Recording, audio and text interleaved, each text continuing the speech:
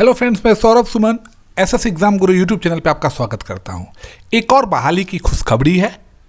अब इस बार प्रधानाध्यापक के पोस्ट पर 6061 सीट है और प्रधान शिक्षक के पद पर 40,247 सीट है। मतलब एक तरह से आप कहिए तो 40-50 हज़ार सीट की बढ़ोतरी हो गई। और एक और चीज़, TRE 3 में जो रिक्ति आई थी वो कैंसिल हो गई है। मतलब जो रोस्टर था सीट का, बैकलॉग उसमें ऐड नहीं किया गया था, फ्रेश सीट था, इसीलिए रद्द कर दिया गया है। बहाली रद्द नहीं हुई है। जो टोटल सीट की संख्या थी, बैकलॉग आरक्षण कहाँ कितना था, ये सब की फिर से एक नए रूप में वो आएगा। उससे आपके एग्ज़ाम पे कोई असर नहीं पड़ेगा।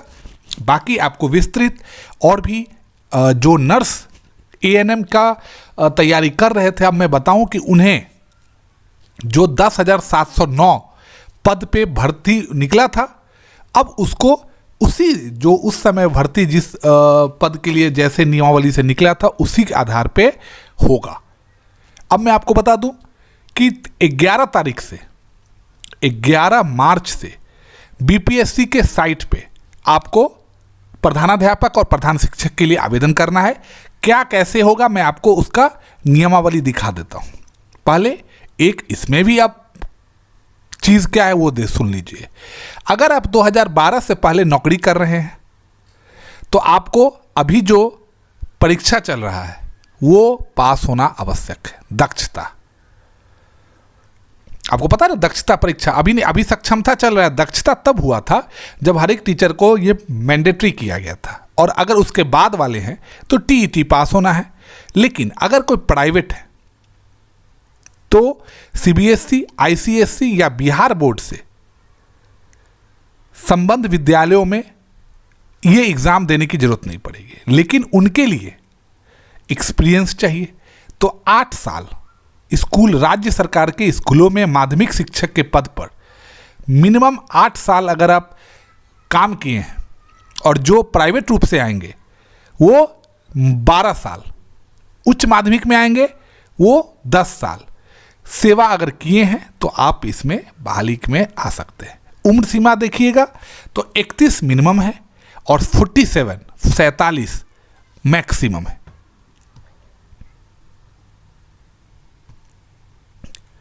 अब जो ANM है, आपको पता है कि ANM का जो भर्ती आया था उस समय यह था कि 100 अंकों की प्रतियोगिता में 60% उनके ANM की पढ़ाई का जो मार्क्स है उससे होता है, बाकी प्रैक्टिकल और उच्च शिक्षा पे आधारित था। तो उसी के आधार पे इस बार ANM की बहाली, मतलब 10,709 पदों पे जल्दी ही बहाली ANM की होगी। 11 मार्च से ऑनलाइन आवेदन शुरू होगा। 2 अप्रैल को ऑनलाइन आवेदन का लास्ट होगा। जैसे ही 11 मार्च को फॉर्म आएगा मैं आपको उसका लाइव दिखा दूंगा कि कैसे भरना है। सिलेबस भी मैं आज बताऊंगा। अब ये जरूरी था, हम आपको पहले भी बताए थे, सक्षमता परीक्षा क्यों हो रहा है, क्यों नहीं होगा ना चाहिए, ये एक अलग बात है जिस पे हमने अपना विषय भी रखा था। लेकिन इससे एक फायदा ये हुआ कि फर्जी शिक्षक पकड़ाने शुरू हो गए। एक डिग्री पर अनेक शिक्षक जॉब कर रहे थे। अभी तक 71 टीचर फर्जी शिक्षक पकड़ाए जा चुके हैं और ये सब नियोजित शिक्षक थे। और इसकी पहचान हो रही है क्योंकि आपको पता है कि हर एक डॉक्यूमेंट का वेरिफिकेशन चल रहा है। अब देखिए कुछ केस भी बताए गए हैं। सीटेट में एक रोल नंबर पर 5 शिक्षक तैनात थे, बाकी अलग अलग जिले में। 2 शिक्षकों के एक ही सर्टिफिकेट थे। एक STET के मार्कशीट पर 3 जिलों में शिक्षक थे। एक TET के मार्क्स पर 4 नीतू कुमारी नाम की लड़की थी, मतलब मैडम थी।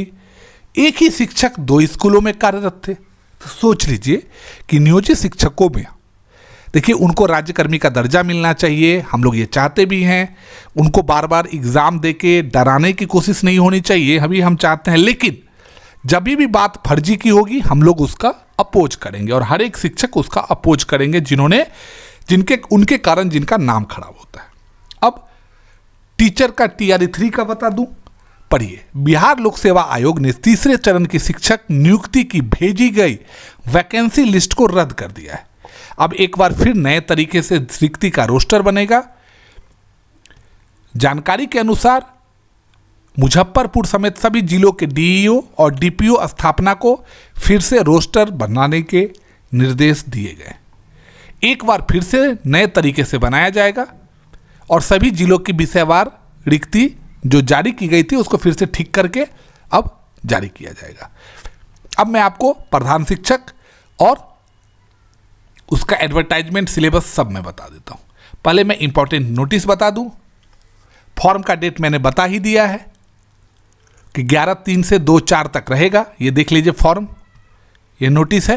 कैसे भराना है मैं आपको ये बता दूंगा, इसके लिए आपको टेंशन नहीं लेना है। अब मैं एडवर्टाइजमेंट बता देता हूं, फिर मैं आपको उसका सिलेबस बता दूंगा। चलिए मैं थोड़ा जूम कर देता हूं।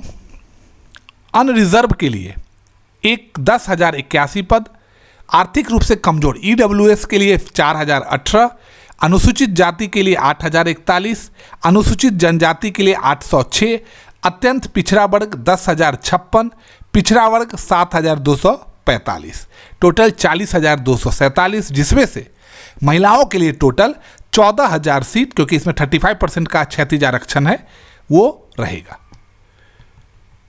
और बाकी दिव्यांगजन के लिए भी है, ये सब है। उम्र सीमा का मैंने आपको बता दिया था। अब सिलेबस में बता देता हूं। सामान्य अध्ययन एवं भाग, जिसमें 150 प्रश्न संख्या रहेगी, जिसमें एक भाग 1 75 रहेगा, भाग 2 75 रहेगा। 2.5 घंटे का परीक्षा होगा, कुल अंक 150 रहेगा। सामान्य अध्ययन एवं डीएलएड का विषय इसमें रहेगा। एक जो भाग 1 है उसमें एक सामान्य अध्ययन पत्र रहेगा। इसमें प्राथमिक गणित, मानसिक योग्यता, राष्ट्रीय एवं अंतर्राष्ट्रीय घटना चक्र, सामान्य विज्ञान, भारतीय राष्ट्रीय आंदोलन, भूगोल, भारतीय राजनीति है। और भाग 2 में प्रधान शिक्षक के लिए डीएलएड का एक विषय होगा, जिसमें डीएलएड से संबंधित क्वेश्चन पूछे जाएंगे। कोई निगेटिव मार्किंग नहीं होगी, एमसीक्यू क्वेश्चन रहेगा। पासिंग जो है 40%, सामान्य वर्ग, पिछड़ा वर्ग 36.5, अत्यंत पिछड़ा वर्ग 34%, अनुसूचित जाति, महिलाएं और दिव्यांग 32%। कोई साक्षात्कार नहीं होगा। आरक्षण का तो हम आपको बता ही दिए कि आ गया है डाटा।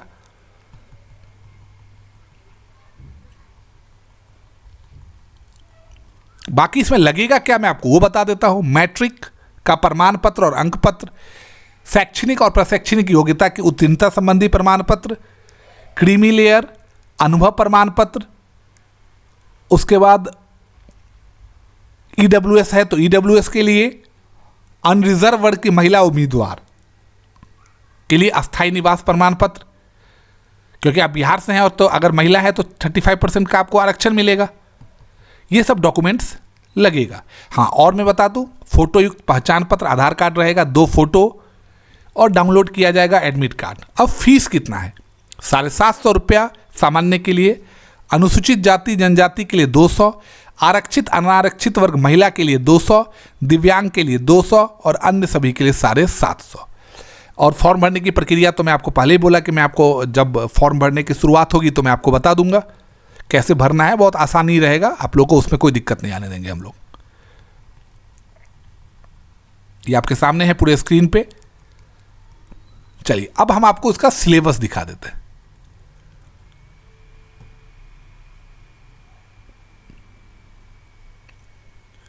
छह पेज का सिलेबस है। जो पाठ्यक्रम डीएलएड का है वही डाला गया है, इसमें कोई उतना टेंशन की बात नहीं है।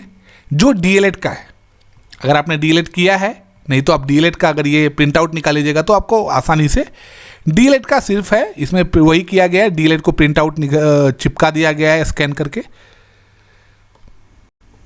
इंडियन पॉलिटी पे है ये।